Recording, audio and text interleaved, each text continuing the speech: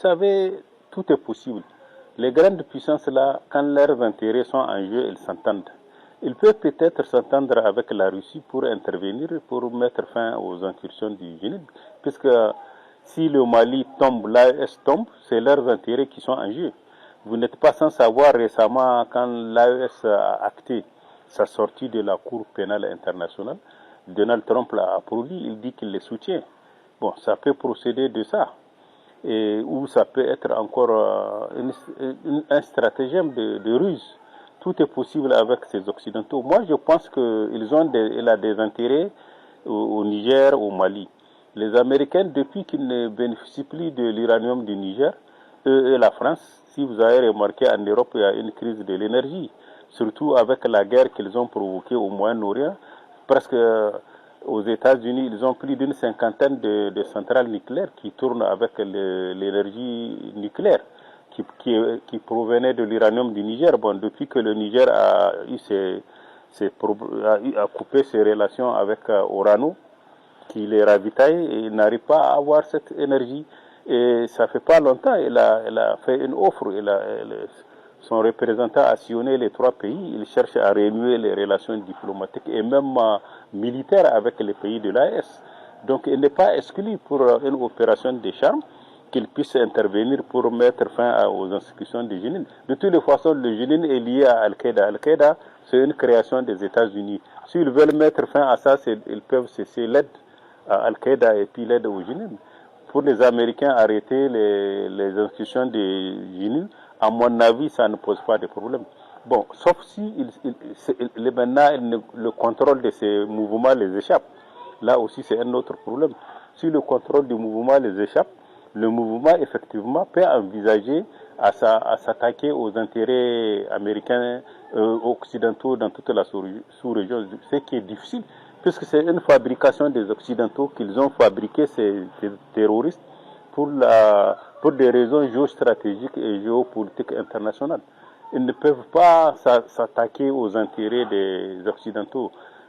Moi, je ne pense pas à ça, puisque c'est eux qui les soutiennent, c'est eux qui leur donnent les armements, qui leur donnent les moyens matériels et même humains, puisqu'ils recrutent souvent des mercenaires qui viennent de l'Ukraine, des mercenaires qui viennent de la Syrie, des mercenaires qui viennent même du Moyen-Orient. Donc, à mon avis, c'est une stratégie de charme qu'ils sont en train de manier. C'est-à-dire maintenant, il appartient à nos pays de l'AES de savoir comment jouer avec ces grandes puissances-là. Vous n'êtes pas sans savoir récemment, quand le ministre des Affaires étrangères de la Russie était ici, je ne sais pas si vous avez suivi son intervention, il parlait que notre armée a besoin d'un renforcement des capacités. Il disait que les pays de l'AES, à eux seuls, ils ne peuvent pas faire face aux terroristes. Il va falloir qu'ils associent les pays membres de la CEDEAO et certains pays voisins à eux. Ce qui est une évidence, on n'a pas besoin d'être un chef militaire ou bien un spécialiste de la guerre pour comprendre ça. Si tu ne t'entends pas avec tes voisins, tu es vulnérable. C'est ce que le Mali a sémé comme conséquence. Depuis qu'il a rompu avec l'Algérie, qu'il a des problèmes avec la Mauritanie, des problèmes avec la Côte d'Ivoire, et il fallait s'attendre à ce que les ennemis du Mali puissent profiter, et c'est ce qui est arrivé au Mali. Donc moi je pense que c'est des conseils qu'il donne à nos États. C'est vrai, la Russie est là pour les aider à faire face au terrorisme, aux bandits armés, aux narcotrafiquants, mais il leur appartient de s'organiser et de renforcer la capacité de nos armées. Je crois que c'est ce qu'on nous demande.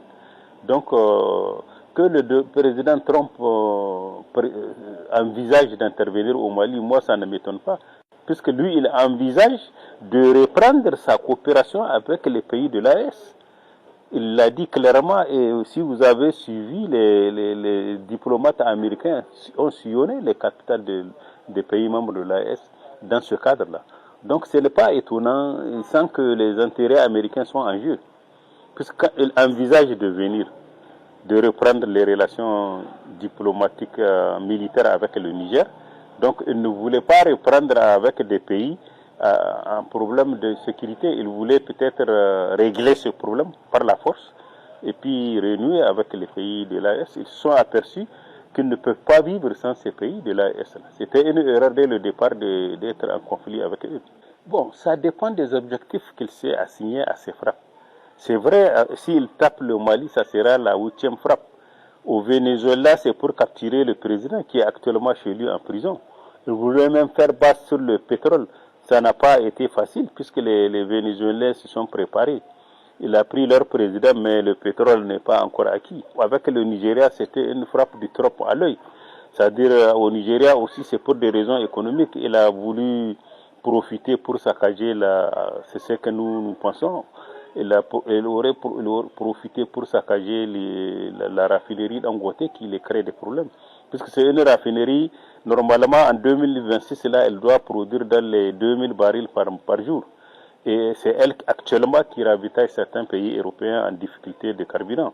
Presque toute l'Afrique peut profiter du pétrole de la raffinerie d'Angote puisqu'elle produit 2 millions de barils par jour. C'est pas pour rien. Non seulement elle va ravitailler toute l'Afrique, même l'Europe peut profiter. Et ça dérange les Américains puisque eux, ils vendent du pétrole. Le pétrole du Golfe, c'est bloqué par la guerre Iran, Amérique et Israël. Le droit de Moud est bloqué par les Américains. Ils sont là, ils le bloquent et ils accusent l'Iran de bloquer, alors que l'Iran, elle est chez elle là-bas au territoire de Bougour. Ça fait partie d'une partie de son territoire.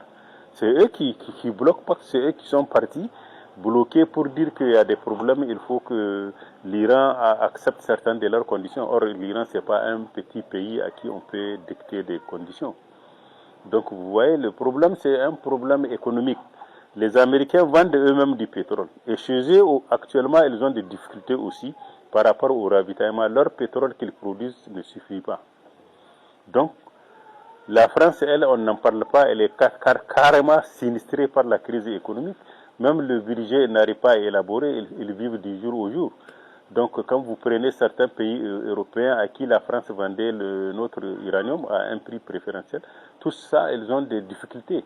C'est ça qui fait qu'ils se sont alliés. Quand vous voyez la guerre la guerre asymétrique que nous sommes en train de subir, c'est pas une guerre seulement menée par la France. Si vous analysez très bien, vous allez constater que c'est avec l'OTAN. C'est toute l'Europe et leur chef de file qui est les États-Unis. Eux, c'est des problèmes économiques. S'ils arrivent à renouer les relations économiques profitables à eux, vous verrez que tout va disparaître. Donc les pays de l'AS, à eux de prendre des dispositions, de jouer une diplomatie agressive qui permettra de mettre fin à tous ces conflits-là. C'est des conflits qui ne se règlent pas par les armes, puisque l'AS n'a pas les moyens de faire face à toute cette amarre. Les Américains, les Européens et l'OTAN. Donc il faut être stratège, être diplomatique pour aborder les problèmes. C'est des problèmes. La guerre, c'est une guerre économique qui est en train de nous. Les pays qui nous attaquent là par des terroristes interposés là, c'est un problème de survie pour eux. Ils n'ont plus la manne de l'uranium nigérien, ils n'ont plus la manne de l'or malien, de l'or burkinabé. Donc ils savent que au Niger il y a du pétrole. Ils savent au Mali il y a du pétrole, au Burkina il y a du pétrole. Donc ils voient l'avenir. Si jamais ils ne s'entendent pas avec ces trois pays, ils laissent la Russie continuer ses relations économiques seules avec ces pays. Ils voient déjà l'avenir, qu'ils auront beaucoup de difficultés à survivre. C'est ça, c'est une guerre de survie. Maintenant, il appartient à l'AES de jongler, d'être ami à tous ceux qui vont l'aider à relancer son économie. C'est-à-dire de ne pas faire une guerre idéologique, de voir l'aspect économique. En matière de politique étrangère, j'ai toujours à le répéter, c'est les intérêts économiques des États qui prédominent. Donc ils n'ont qu'à continuer à discuter avec toute puissance qui respectera ces conditions de souveraineté, qui respectera ces valeurs socio-culturelles, c'est de coopérer avec eux. Le problème idéologique, ça vient après.